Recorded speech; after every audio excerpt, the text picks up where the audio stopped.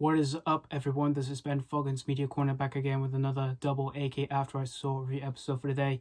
This one's going to be on two films I saw last year that were released both by New Line Cinema, which is Warner Brothers, and in which these two films I really want to talk to you guys about these movies for a bit on my channel, and I thought I should just review these movies straight away so I can focus on other stuff. So today's double AK After I Saw review episode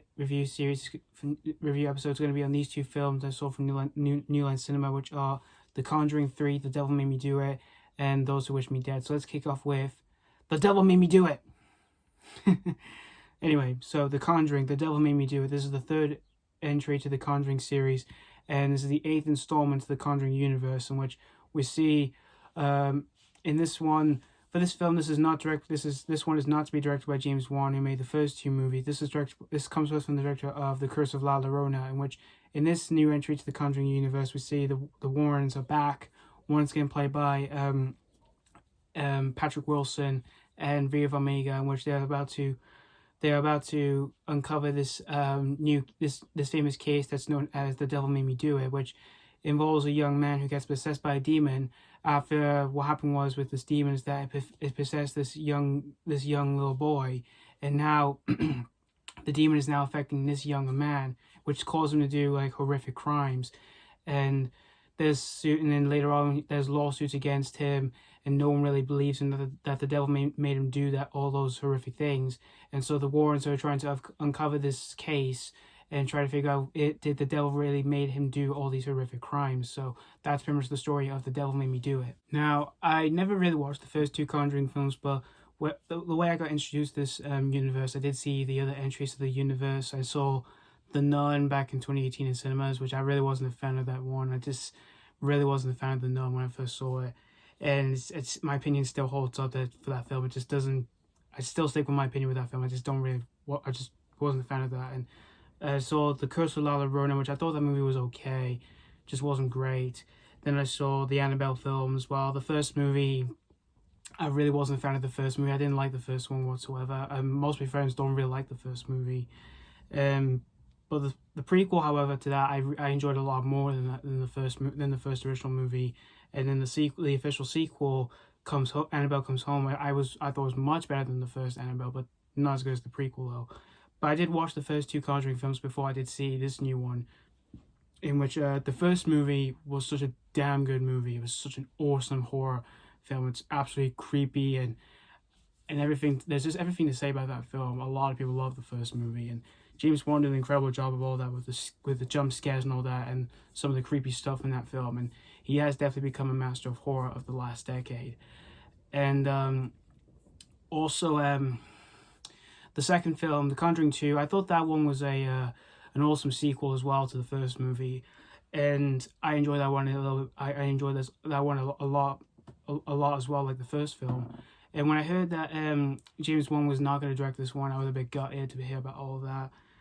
And when I heard this one was going to be from the director of The Curse of La Llorona, I was a little bit curious because that movie was okay, but I was still looking forward to this one because it's great to see, Patrick Wilson coming back, as well as Vera Farmiga to come back as well to portray the characters that we all know from the first two films, as well as we've already seen in the other part of the universe of the Conjuring universe.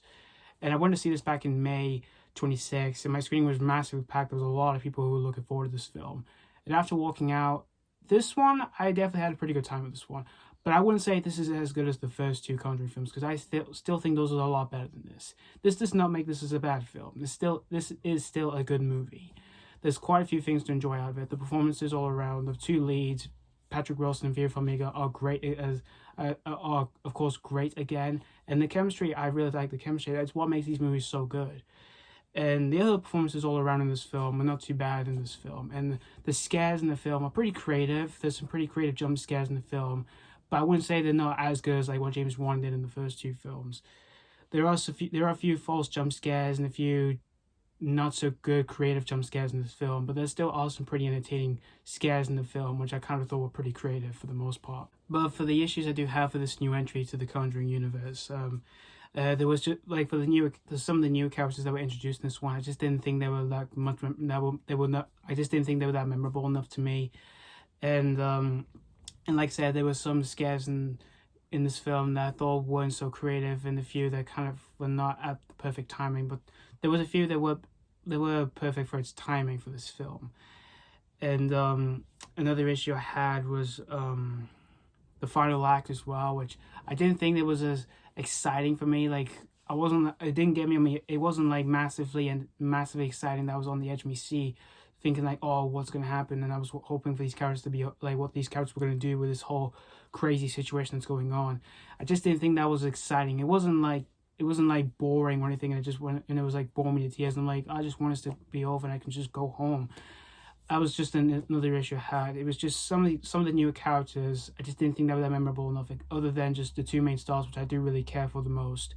Some scares, they were pretty creative, and there were some pretty good ones. But a few, there was just a few I just didn't think they were creative enough, and also the final act as well. I just didn't think there was that massively exciting like the first two Conjuring films did. But still, though, The Devil Made Me Do It. It was good. It wasn't a disappointing film for me of last year, and thank God it wasn't, because I was looking forward to it, and I did seem to enjoy it. But again, it's just not as good as the first two Conjuring films. But if you're a fan of this universe, you probably may have a good time with this one. But you have to make your own decision whenever you do see this one. If you miss a chance to see this in cinemas, it is available to stream on any app of your choice, or just simply buy a copy for yourself on any media of your choice. So that's all I have to say about The Devil Made Me Do It. I'm going to give The Devil Made Me Do It 3.5 out of 5. Now let's move on to Those Who Wish Me Dead. So this was directed by Taylor Sheridan, and this movie is actually based off a book which I've never read, because I'm not really a bookworm per se, because I'm mostly of a movie, gaming, media person really. And this film tells a story about this boy named Connor who witnesses a horrific murder of his father, and he's forced to go on the run from these two assassins who are basically who are on his trail of finding him and killing him.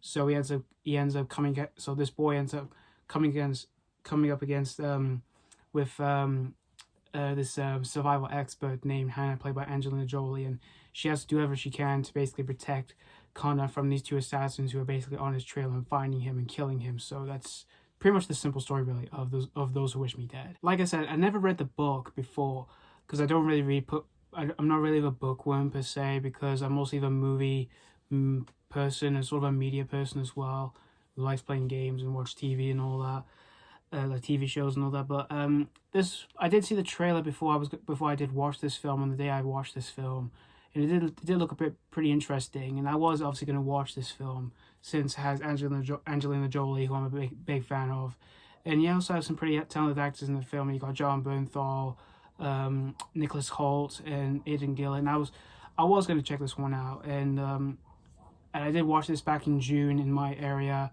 and after watching this one, I just think this one is just a decent watch here. It's definitely not a great film or anything, and it's definitely not a bad film or anything. It's just a decent watch. There's a few things to enjoy out of this film. Angelina Jolie is, of course, really good in the movie as a character. I really liked her character in the film, and the other performances all around in this film were pretty solid enough. Like the young boy in the film who played Connor, the actor's name is Hilliard, so I thought he was pretty solid in the film, as well as for the two assassins who were played by Nicholas Hoult and Aidan Gillen. I thought they were pretty solid in the film, and John Bernthal as well, he was pretty solid in the film. Everyone else is pretty solid for the most part in the film. And it's a pretty well shot film from Taylor Sheridan. I thought it was a pretty well shot film for the location shooting in the film. Like when we do see like the whole town is set in, as well as when we see some like the forests and all, like the woods and all that, and the fires and stuff, which that was pretty well shot. And it has some pretty violent action in this film. I kind of thought the action were pretty violent in this film, which they were pretty exciting for the most part. And the story is pretty interesting, but there's a few problems with its story in the film, which I kind of found the first few 30 minutes of the film, I kind of found it less interesting. But after the first few minutes of that, it does get a little bit more interesting when we get to see Angelina Jolie's character interacting with this young boy in the film, and from all that, when it's going to pick up from whatever and all that. I kind of found that pretty interesting. But outside for a few parts of all that, I kind of found some parts outside of all that from the movie for this movie less interesting. It did kind of it almost